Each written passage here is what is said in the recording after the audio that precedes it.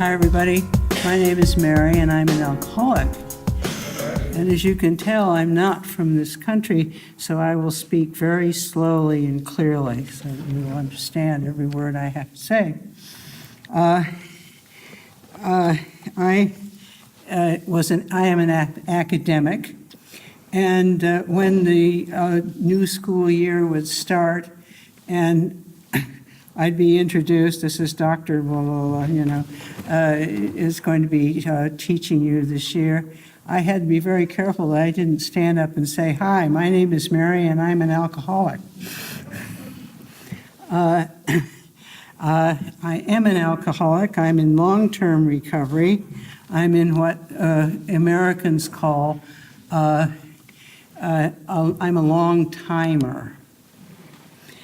And when I went to my first meeting of Alcoholics Anonymous, if you don't mind my saying so, it was in Cleveland, Ohio. And the lady who 12-stepped me took me into the room, and I had, on the way, I had been telling her how wonderful I was, how clever I was, how brilliant I was, how lucky they were to have me at the meeting.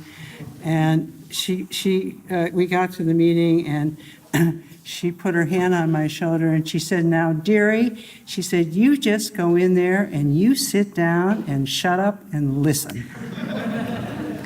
And for some reason, that just, it got in there and it stuck. Because for the next 6 months, I didn't dare open my mouth and say anything beyond identify myself and say I was very happy to be here. I started drinking when I was 16 years old, and I stopped drinking when I was 33. But I was still 16, or possibly even 15, or in some instances 6. I still had the attitude that I had when I was 6, when my mother said, "Now, Mary, you have to put on a dress and go to school." And I said, "I don't want to, and you can't make me." And I still had that attitude when I stopped drinking. I've just celebrated my 80th birthday.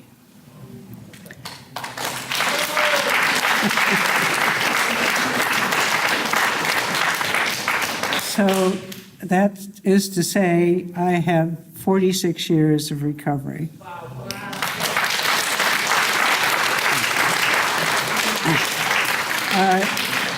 I never thought I'd ever reach the age of 40. So I've had 46 years that I never expected to experience.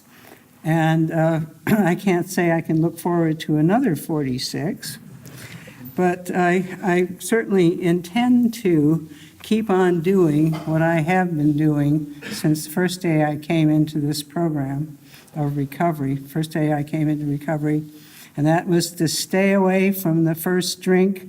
That's what does the damage. Stay away from the first drug.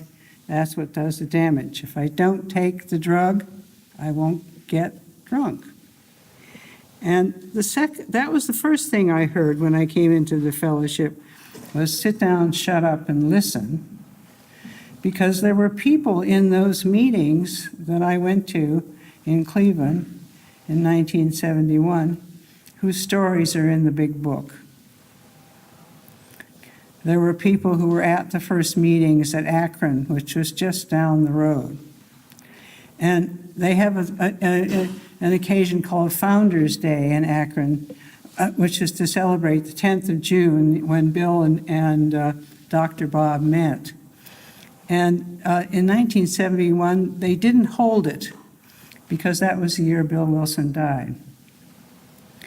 But there were a lot of very old timers around when I came in, and they said to me, because I said, what's the secret here? How do I get sober like quick? And they said, well, there's plan A, and that is to take the steps, read the big book and come to meetings. And then if you don't like that one, there's plan B. That's to take the steps and read the big book and come to meetings. In other words, if you want to get sober, you do what we did, and they called that sticking with the winners. And that was really the second thing I heard. And the third thing that I heard in early days of recovery was, Mary, you have done damage to your brain. You have done probably permanent damage to your long-term memory. And what that means is because you suffer from a killer illness, it can't be cured, it's chronic, it's progressive, and if it's not treated, it is fatal. There's this little green man sitting on your shoulder. And if you don't continue to come to meetings and put the program into practice, that little green man he's sleeping at the moment, but he's going to wake up and he's going to say, now you see, you haven't had a drink in a few days, and don't you feel better? And you don't really want to spend your time with all those silly people. You want to be out playing golf and skiing and partying and so forth. But you don't need to go to those meetings anymore. And that's what they meant by permanent damage to my long-term memory. It was only by continuing to come to meetings, practice the program, stay in communication with other recovering people that I was going to stay in recovery.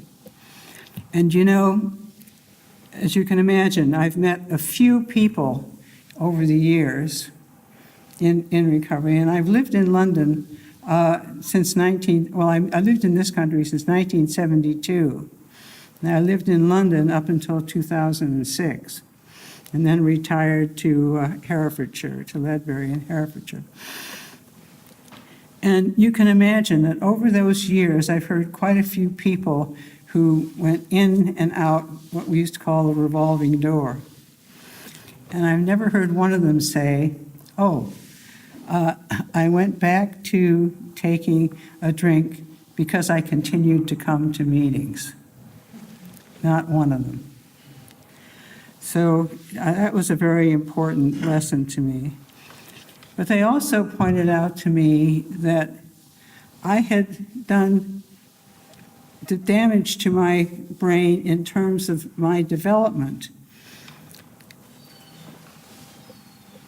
We've always been on a spiritual journey, and that spiritual journey, for me at least, got interrupted when I started drinking, because I stopped paying any attention to any values. Taking drink turned the God of my understanding, my higher power, into alcohol. King alcohol. And what I did was I arrested my emotional and social development. And recovery for me is about recovering exactly those types of things. And the steps are what enable me to do that. And by practice of the steps, I have learned that every single issue, a lot of them having to do with anxiety and fear and low self-esteem and all those sorts of things, which are typical of teenage life, all those things come right back and sock me in the face. But I have a step, I have part of a program to help me to deal with those things today. And through applying the steps of the program to these various problems and difficulties and situations when they come up, I get the self-confidence to be able to deal with the next time it comes up.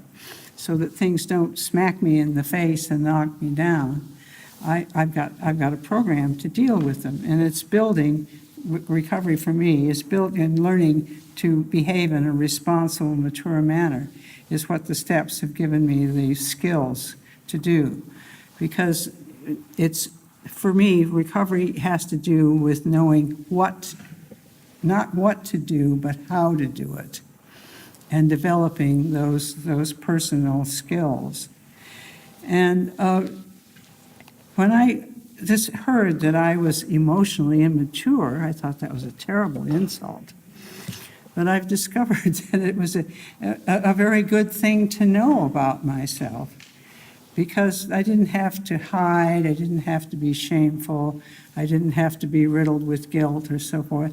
I'd stepped up and I'd actually dealt with the problem. And I can continue to do this on a daily basis. In recovery, I have done a lot of service.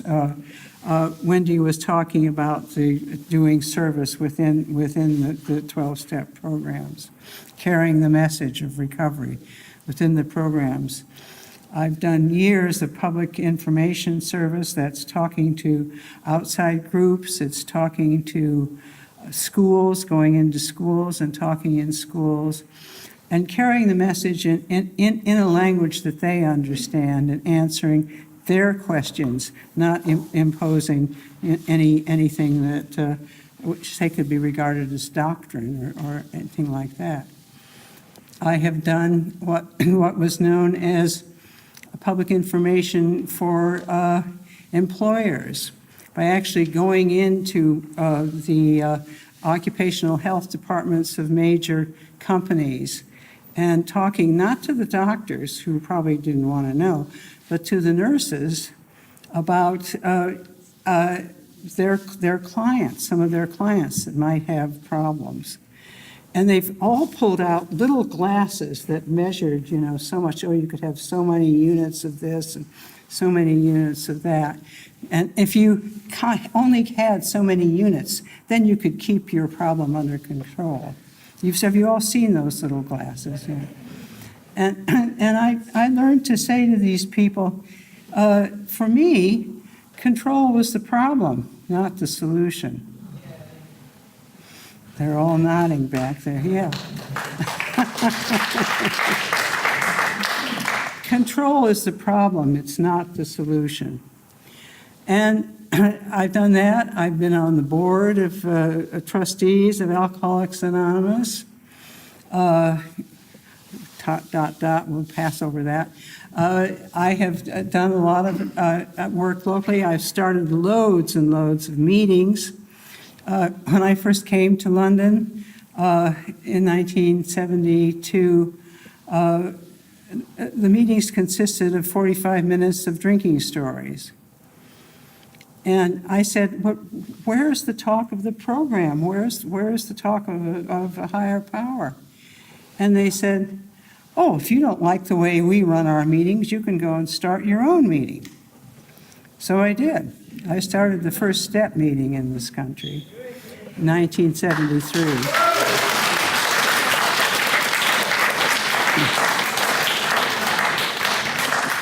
When I went back, when I went to the University of London to get some additional degrees, I started a meeting at the Student Health Center at the University of London.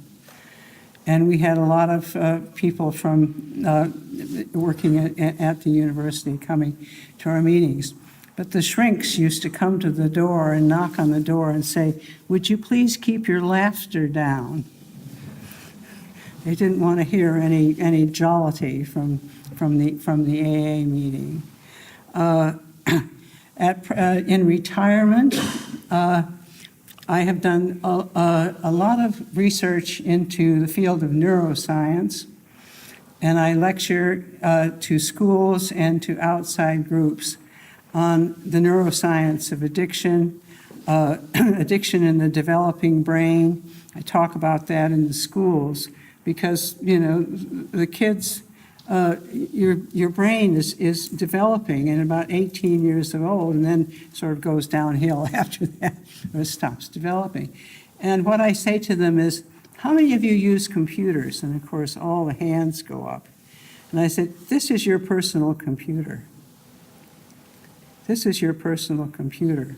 You put an addictive substance into your into this system, this neurocircuit system. It's like putting a virus into your laptop, or I should say your iPad. Most everybody uses these days. It does exactly this. It's the same sort of thing. And a program of recovery quarantines that, but you have to continue to update it. It must be continually updated. It's not something you can just do once and then, it's going to be okay for the rest of the time. And I start with the 14-year-olds, and then we work up through the sixth formers. And you see, they get that message.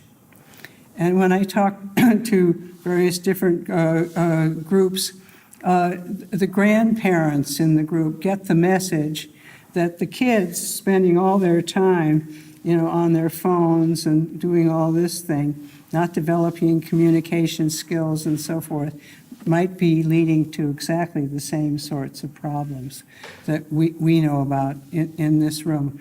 And I'll just finish by saying that for me, as I say, I feel I'm on a spiritual path.